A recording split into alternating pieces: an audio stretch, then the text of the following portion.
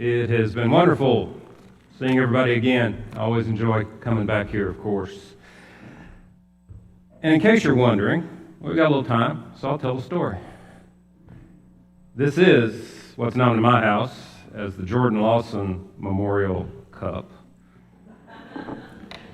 Yeah, those who laugh have been here for a while. I think it was my last staff meeting here at Locust Grove. Came in, somebody said, "Oh, you got a new cup." And I said, "Yeah, I love this cup. It's great. The thing is, it was just I noticed it in the cupboard one day.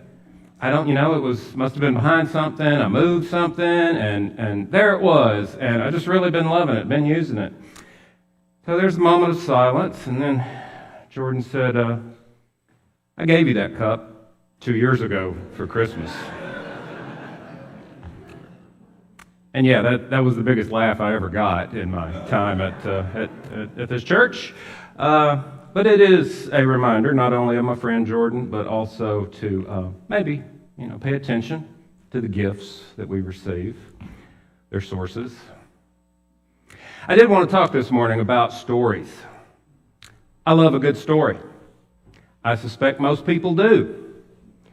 Children ask to be told or read a story at bedtime, not just because they're trying to put sleep off, but because early on we learn the excitement and the power of a good story, or a great one. Stories, the relation of one event to another, are how we make sense of the world. I remember when I was a kid, now let's point this out. When I was a kid, I remember we would sometimes use the word story to mean that something was untrue. You're telling a story was the sort of polite way that we would accuse each other of lying. But even though some stories may be intended to mislead, I think far more often our stories are our attempts to capture and represent truths that we can't really say any other way. Stories can be the truest of things. I've been thinking about stories lately because Dawn and I have been co-teaching a Bible study for college students, and lately our topic has been sharing your faith. And I've framed that as being able to share both your understanding of God's story and your understanding of my story, your own story. Your first-person account of what I have seen and experienced and learned, and how that fits into the much bigger story of who God is and what God has done. That's a very old form of storytelling. It's called embedded narrative, a story within a story. There's many great books that use that technique, like The Arabian Nights, where Princess Scheherazade is telling 1,001 stories in an attempt to save her life. And in each of those stories she tells, there's characters like Aladdin and the genie who have their own story to work out, set within this larger context.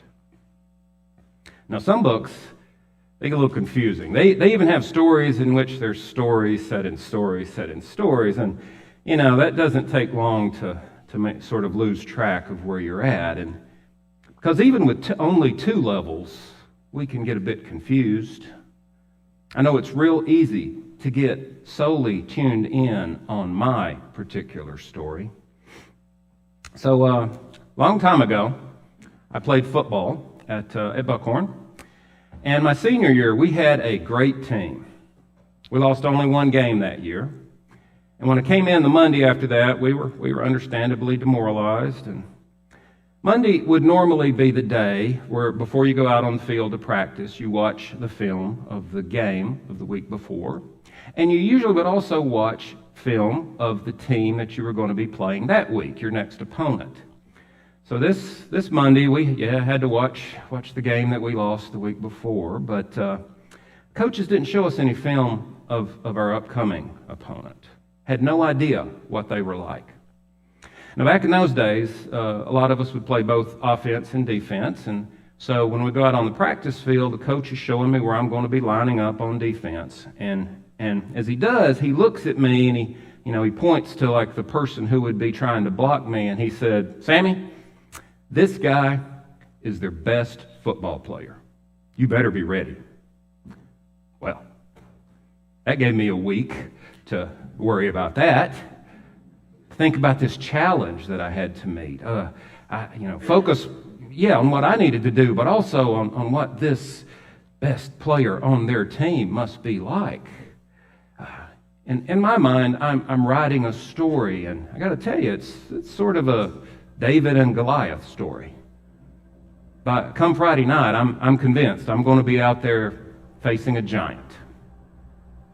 Well, when Friday night comes and I go out to line up across from their best player, I got to tell you, if there's a David in this story, it ain't me. He weighed at least 40 or 50 pounds less than I did. And I'm not bragging, because the week before some small guys had really given me a whole lot of trouble. But that game, I handled him pretty well. He would try to block me, and I would just sort of manhandled him. I was bigger and stronger, and I just kind of pushed him all over the field. We won by a lot that game. Turned out the coaches hadn't actually shown us film of this team because they didn't want us to get overconfident. So this following Monday, when we come in to watch the film of the game, I got to tell you, I'm feeling pretty pleased with my performance. At some point, though, as we're watching the film, Coach looks at me and he says, "You were that guy trying to block you. You were pushing him around pretty good, weren't you?" I said, "Yes, sir. Yes, sir, I was." And he said, "Well, son, the thing is, I kept hoping that at some point you would quit messing around with him and maybe try to actually tackle the guy carrying the football."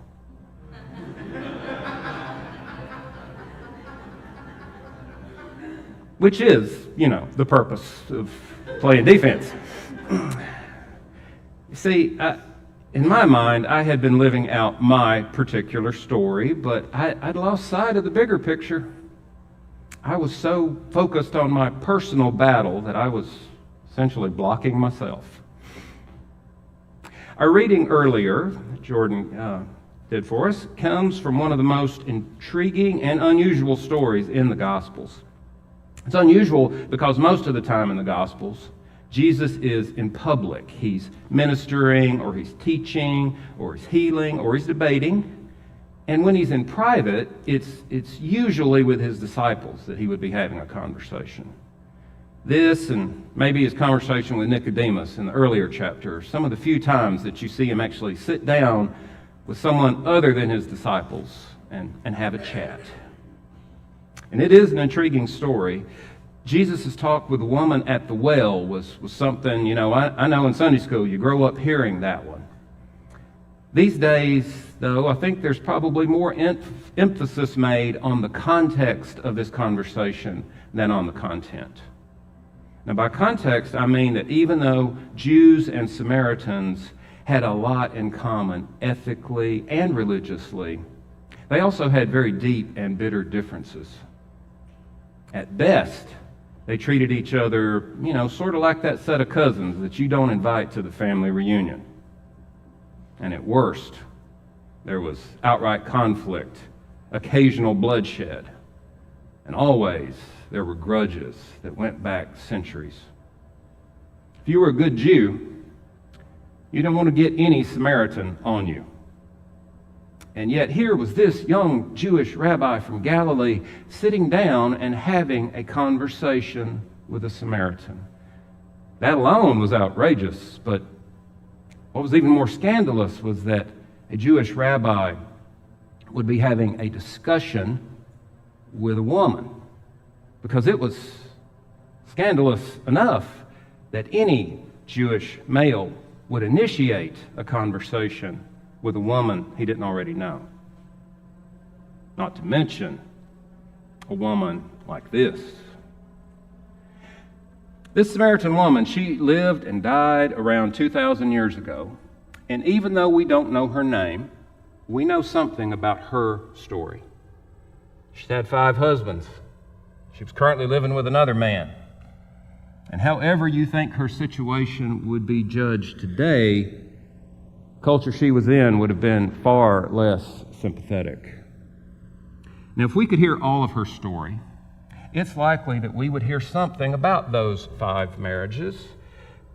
Whether in them she was more sinned against than sinning, we just don't know. But I bet we would hear something about what her life had been like and what led to that series of unfortunate events. I imagine we would hear something about what it was like to have to go out to draw water in the heat of the day when the other women weren't around because she either sensed or had been told that she wasn't welcome around them. We don't know all her story, but Jesus did, and he thought it was important. And our stories are important. So I work as a pastoral counselor and a mental health therapist. And when I first sit down with somebody, first time, 99 times out of 100, I say, tell me your story. What's brought you here? What's going on? What might have happened throughout the course of your life? What was important? What's affected you? What would you like to see change? And 99 times out of 100, folks can tell me that pretty well already. Because if there's anything any of us know pretty well, it's our story. There's even an old saying that all of us are the hero of our own life story, and whether that's true or not, most of us have a good idea of how our story has gone and where it's headed. Everyone's story is unique, but I have noticed that the stories I hear, they sort of have these 5 main themes that folks combine in their own particular way. Very often, their story is about a wound. There's been a loss or a disappointment or a trauma, and that wound is, well, it's like it's bleeding. Maybe something that just happened, but it can be something that happened a long time ago. That wound still isn't healed. Sometimes it's even gotten infected. Other times, though, someone's story is more about failure, their own. I messed up. Didn't accomplish what I thought I should. Messed up. And now, I just can't get past that. It can be like if you've ever seen a movie, or probably more likely a cartoon, where a prisoner has that big lead ball chained to their ankle. And every time they try to move, it's all they can do to drag it along with them. And they can't move forward very easily. Of course, for some folks, the problem or failure is someone else's. Their story seems to have been taken over by its focus on someone else. Their story is a grievance in which what someone else has done, or maybe is still doing every day, is like a powerful magnet that just pulls their story into theirs. The sentences they use, they tend to begin with things like, I just don't understand. How could they? If they would just... Now, for others, though, their story is more about being personally stuck. Something they just can't shake. Maybe it's a habit like drinking or drugs or gambling or pornography or spending or eating. Maybe it's a feeling like anxiety or sadness. But whatever it is, it's something that they want to see change. They may even know it needs to change, and yet keep winding up back there again. For other folks, their stories, though, are mostly defined by a question mark. It's an empty spot. They don't know where they're headed or where they should head. They don't really know what to do with their life now. Sometimes they're even asking, what's the point of it all? Now, those are the kinds of stories I get to hear.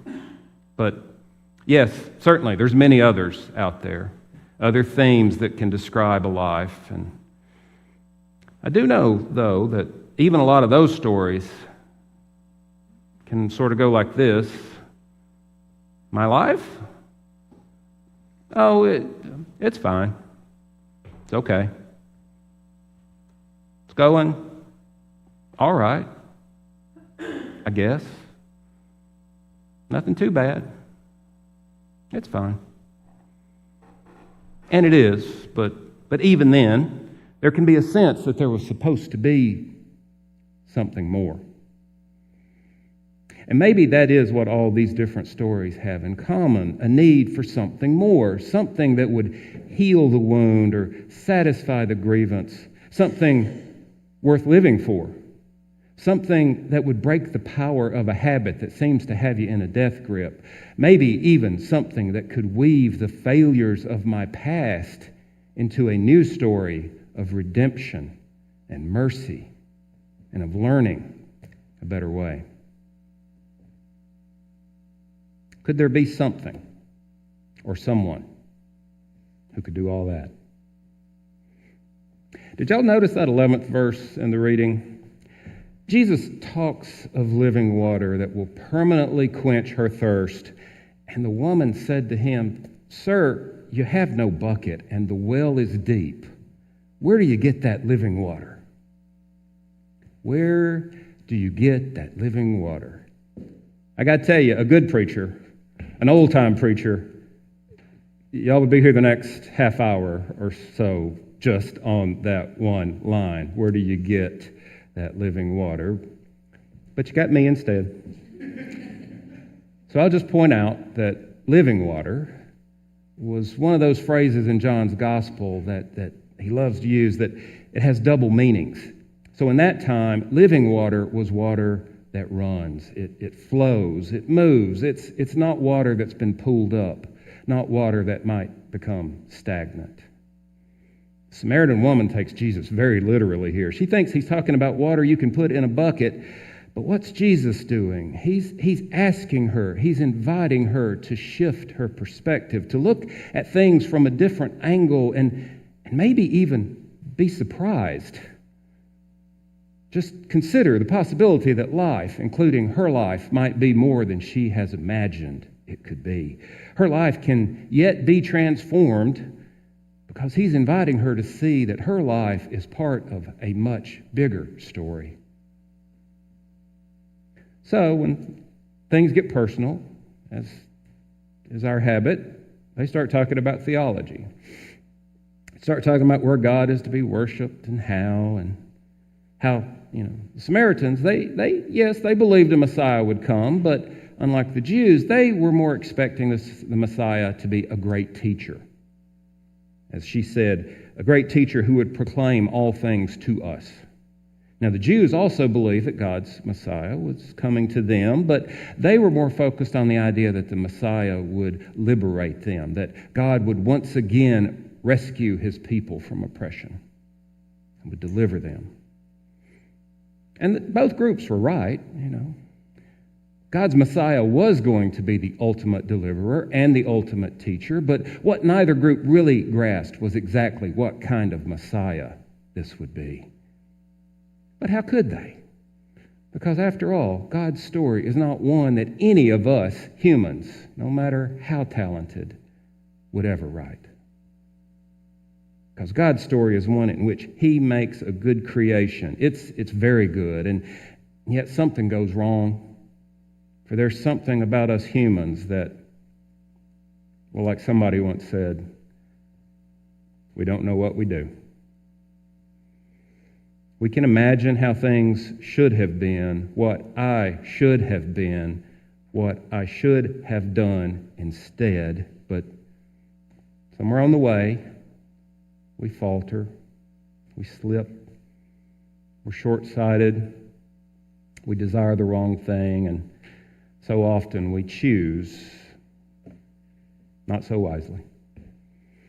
And the effects of those not so wise choices, well, they get visited on not just us, but on each other, because we're connected. So it's unlikely that my limitations, my weaknesses, my mistakes would not affect others as well.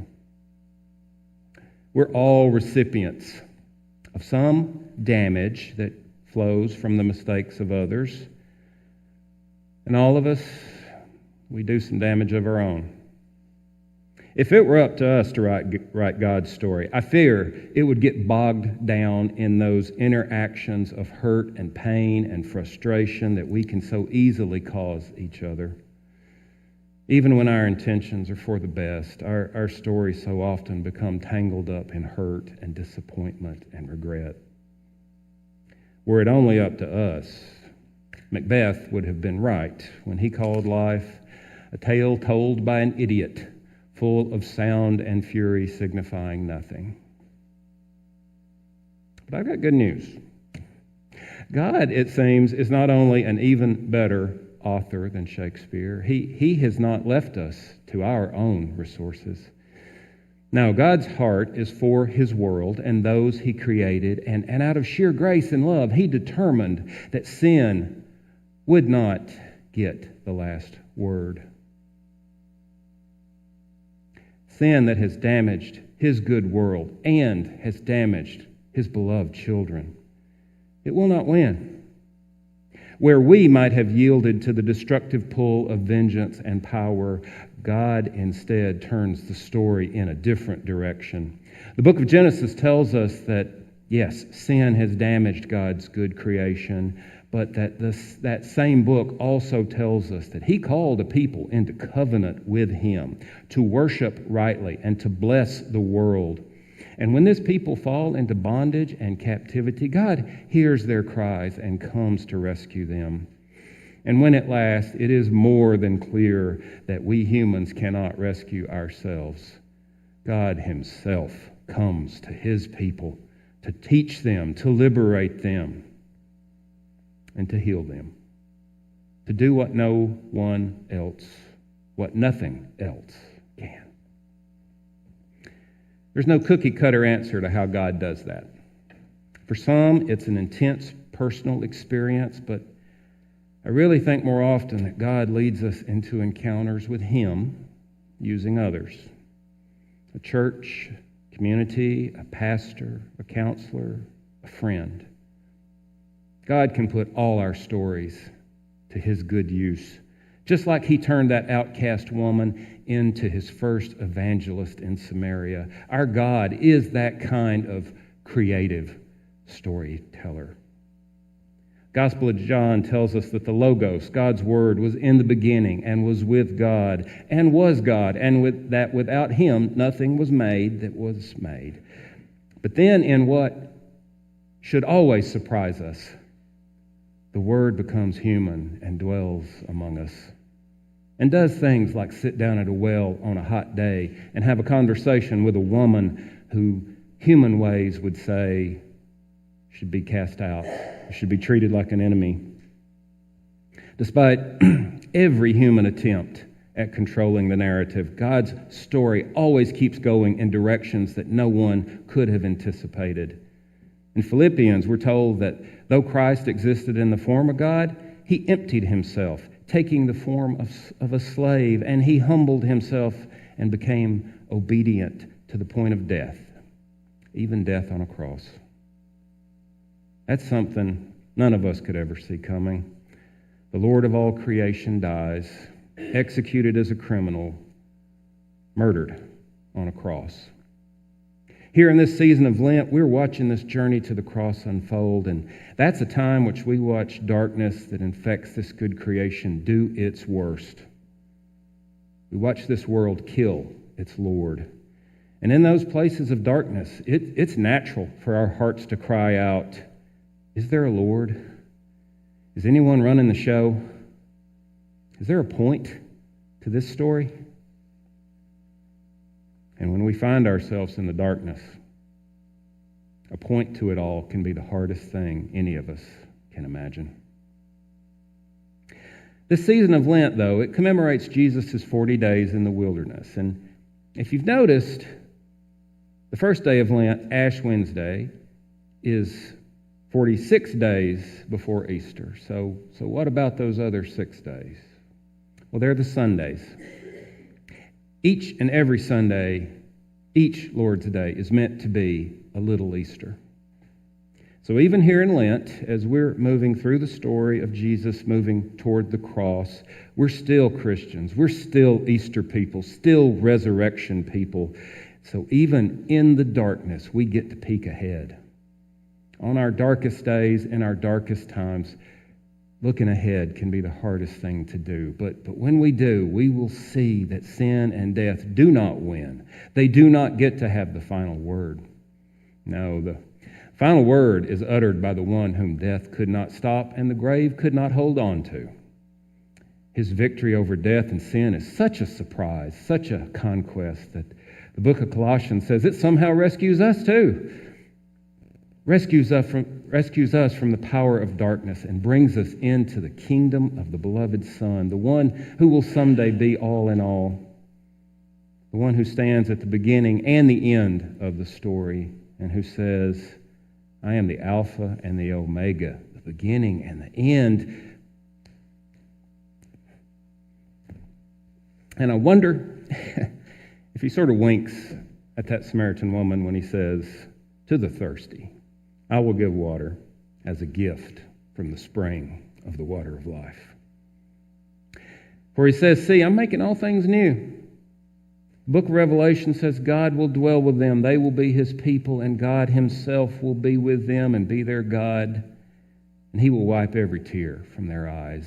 Death will be no more. Mourning and crying and pain will be no more. For the first things will have passed away.